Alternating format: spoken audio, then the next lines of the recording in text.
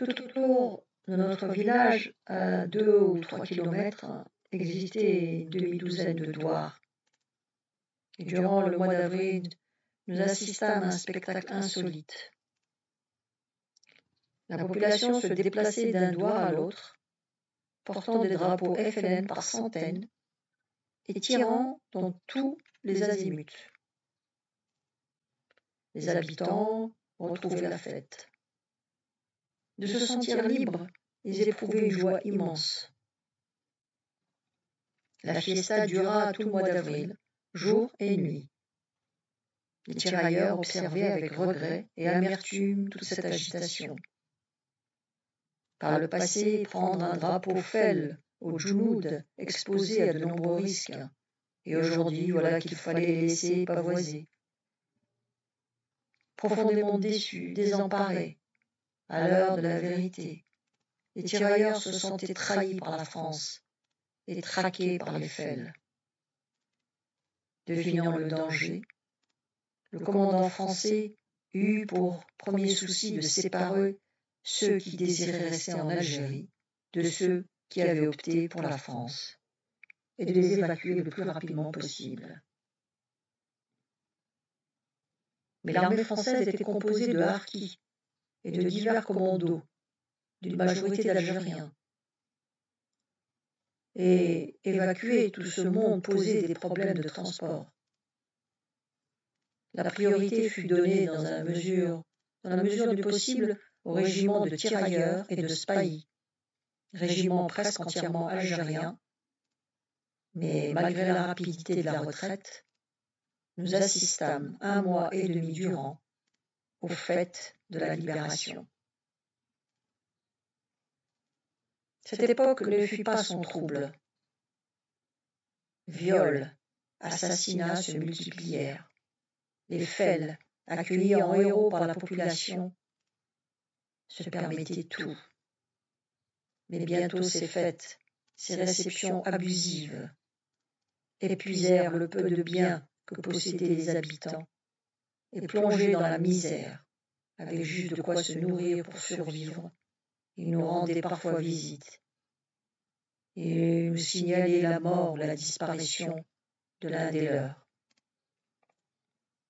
Alors, l'armée, instrument redouté et si efficace pendant les 7 années du conflit, se transformait soudain en une machine lourde et incapable d'agir, impuissante même à défendre ses serviteurs qu'elle laissait à l'abandon et en proie aux pires souffrances. Le calme revenu dans la compagnie, l'opinion des tirailleurs revira. Et ils se décidèrent pour la première solution, c'est-à-dire le retour en France. La séparation s'effectua rapidement. Il ne resta plus dans la caserne que les soldats français et algériens voulant rentrer dans l'ancienne métropole. Quant à moi, la protection de l'adjudant-chef me valut la méfiance des gradés. De toute façon, on ne me demandait pas mon avis. L'adjudant s'employa à me faire rentrer avec lui, me disant notamment « Jeune et intelligent comme tu es, tu feras rapidement ta place dans la vie civile en France. » Il insistait tellement qu'à l'entendre j'aurais eu une vie de prince. Il me cachait la vérité, en me faisant miroiter un paradis. Le capitaine, toujours souffrant, sortait très peu. Il dormait et mangeait dans une chambre adjacente à son bureau. Comme un après-midi, je lui apportai à boire, il m'invita à m'asseoir et commença. Nous allons bavarder un peu de ton avenir. Pied noir d'origine, ayant vécu en Algérie les plus belles années de sa vie, le cessez-le-feu ajouté à la maladie l'avait marqué profondément. Sportif, ancien joueur de football, âgé d'à peine 28 ans, on lui en donnait maintenant 40, il commençait à ressembler à un vieil homme. Il reprit la parole. Je suis presque algérien comme toi. Et quitter ma terre natale, c'est très dur pour moi. Nous avons un avenir et un passé différents. Je suis capitaine. Ma patrie, c'est la France.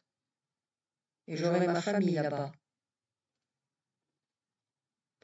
Donc je réussirai à vivre sans difficulté, ni problème.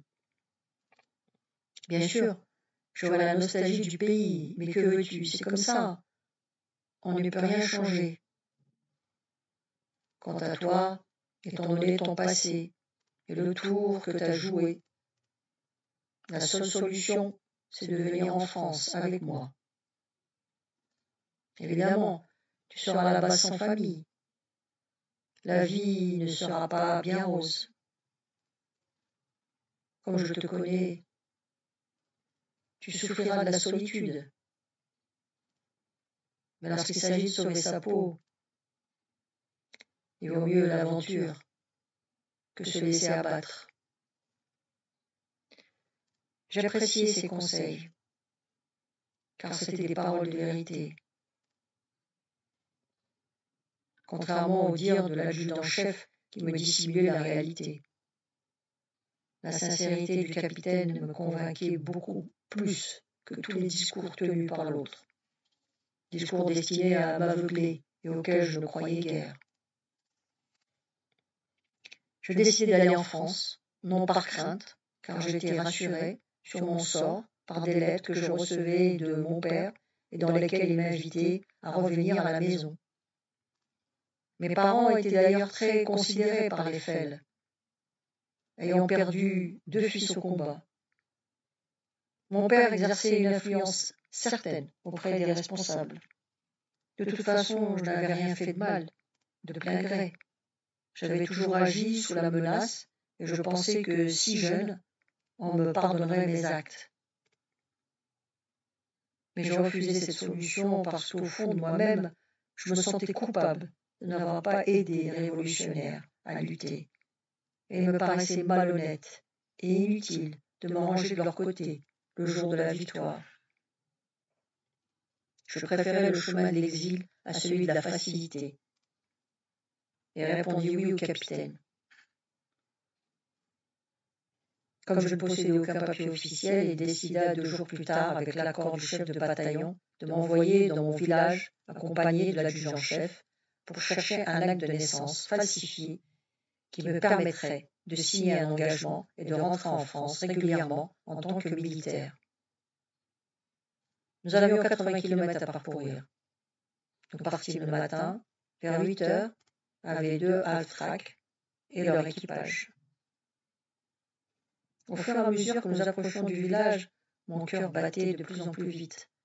Je croyais découvrir une merveille, ce paradis, encore si présent, après tant d'années dans ma mémoire. Pour la première fois depuis le début de la guerre, les gens allaient et venaient sur la route, circulant librement. Dans les douars traversés, c'était le même spectacle, celui de la joie populaire. Malgré les ruines qui témoignaient d'un passé proche et dramatique, le bonheur semblait régner partout. Peu à peu, les habitants se délivraient d'un cauchemar.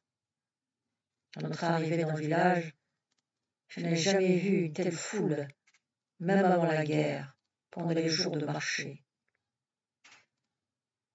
Je ne sais d'où venait tout ce monde, et pendant la traversée, nous roulions à peine à 10 km à l'heure.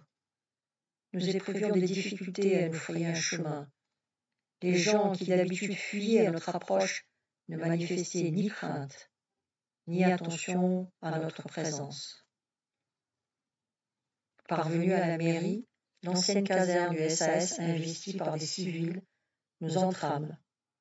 Le capitaine du SAS, l'adjudant-chef, et moi-même dans le bureau du maire.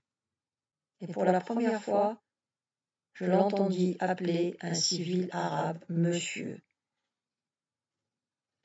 L'adjudant-chef, s'adressant au maire, lui dit « Bonjour, monsieur le maire », et lui expliqua la nature de notre démarche.